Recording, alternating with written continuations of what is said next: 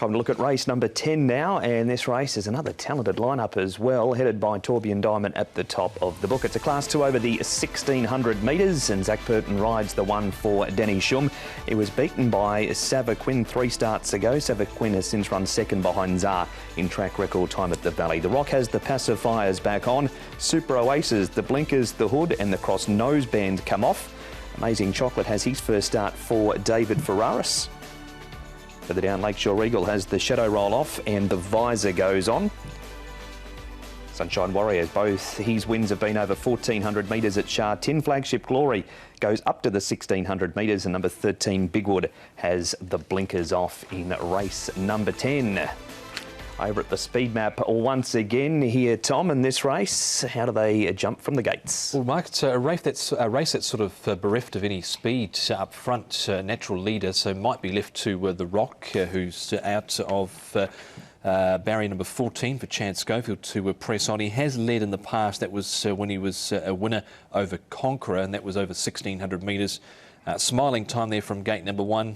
Bigwood might be able to press on. Torbjorn Diamond shouldn't be too far away, but did you see any other challenges, Paul, to be the leader in this? Well, I just wonder about Looking Great. Would he try and go forward a little bit from his wide draw? Amazing Chocolate stepping up to 1600 metres as well with the new stable, so there might be a change of tactics with him as well. They'll probably be the two. I mean, Bigwood, hasn't raced for a long. I mean, he's second up after a long time, so it'd be interesting to see if he's got the pace to go forward. Yeah, not a guaranteed leader in the race, Mark, so I doubt that it'll be a strong tempo. Well, Zach Purton rides Torbjorn Diamond. He went forward last time from a far better draw. Let's find out if Zach thinks he'll go forward again. Zach, Torbjorn Diamond this week, was he just beaten by a lighter weighted horse last time in Sava Quinn? He was to a certain degree, but he also drew wide that day and I had to roll forward to get across.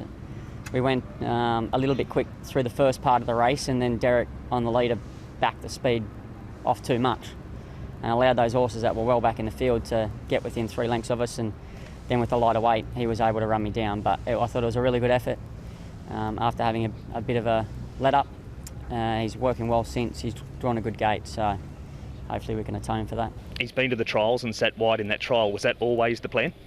Yeah, just let him roll around, go through his action. He was a bit grubby that day. I didn't want to get too much dirt on me. You've got a much better draw this week. What about the early pace? Might you get an easier lead in this field? Possibly. He doesn't necessarily have to lead. He's a horse that has shown he's versatile. He's come from different positions in the field in a number of races and run equally as well. So in that respect, he's very easy to ride. So I'll just let him begin, and he can find the position that's comfortable for him, and hopefully it's the right one. This is his best distance this week? I think a mile is good distance for him for sure. It's not to say that he can't run 1800 or 2000. I thought his run in the Derby was very good from a bad gate. If he had drawn well there, he possibly could have been winning that race. So once again, he's versatile to ride in a race, and he can run over a number of distances. 1600 it is this week. Tom, barrier number 2, just got caught in that early bustle last time. What about this week? Yeah, I think he's going to be a major player in this race. I just think there's a couple of horses down the bottom that are going to potentially give him a challenge, just with that top weight he has to carry, Paul. Yeah, that's the key, isn't it? He's got to carry the 133, but he's a class horse, and it was a really good run last time. He just got beaten by Sava Quinn, who's another rival in this race. He is, and we can go to some of the replays right now, and we start out at Happy Valley. And speaking of Sava Quinn, he goes around in this race, but that's Lakeshore Regal firstly, in between horses there, and Sava Quinn, Paul, in the yellow cap to his inside. Now, they did go a track record in this race. Yeah, they did, didn't they? But look, both horses hit the line strongly enough. They both have now come back to Sha Tin, where they both won numerous times as well. So neither are going to be disadvantaged by that. Sava Quinn's now up in weight against Torbjorn Diamond. That was the key. It's a really strong race, and he almost made it in Sava Quinn, but didn't quite. He's definitely in for me, Sava Quinn. The horse that didn't quite get in, but he was right on the cusp, was Lakeshore Regal. I think he's nicely suited here. Shadow Roll coming off. Visor goes on for the first time. He was at the rear and he was wide down the side, but just like the way he closed off here, he is a 3-time course and distance winner as well. We go here, Tom, to a race over the 1,800 metres. That's looking great in those white and red colours about midfield.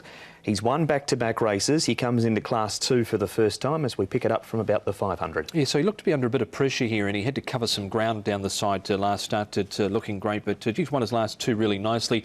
Coming through this race and winning, you've got Beauty Fit towards the inside there, and Ensemble, who derailed the triple trio here last weekend. He's come out and won. So the form stacked up okay around him, but he won it with some authority here, Paul. Yeah, I like this horse. I think he's quite progressive. He obviously wasn't ready for the Derby as a 4-year-old, but look, he's really come into his own later in the season.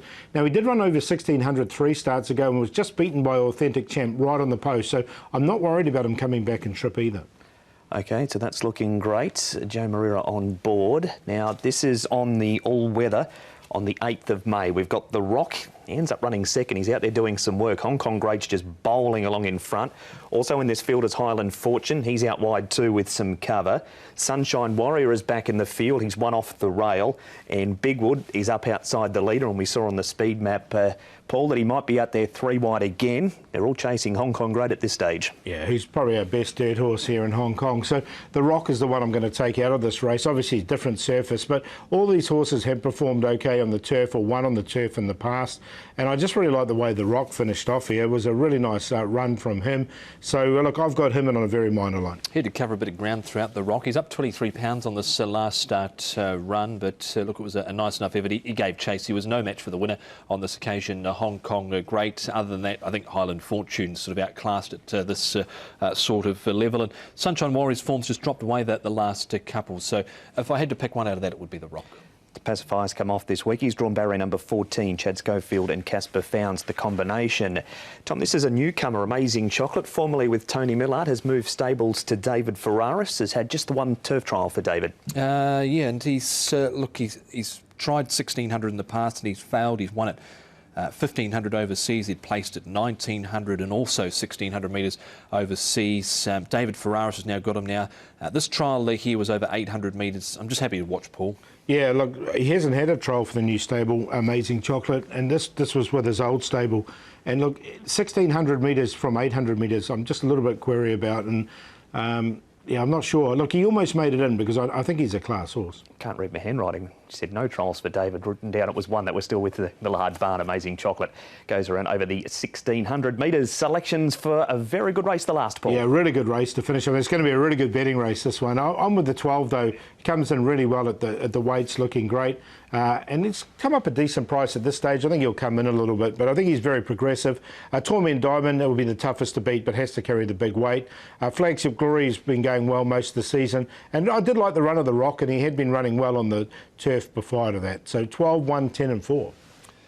Hoping to get some value in this final race with the Flagship Glory. As you can see, the market's completely skew with at the moment. He's paying $12 for a win and $10 for a place. But I think you get an each-way price around Flagship Glory in the last. Looking great. He's certainly on the charge at the moment. Tourbillon Diamond is the X-factor in the race, coming through the 4-year-old series and just has to carry that top weight, and don't want to leave Savaquin out because he's racing good heart at the moment as well. So 10, 12, 1 and 2.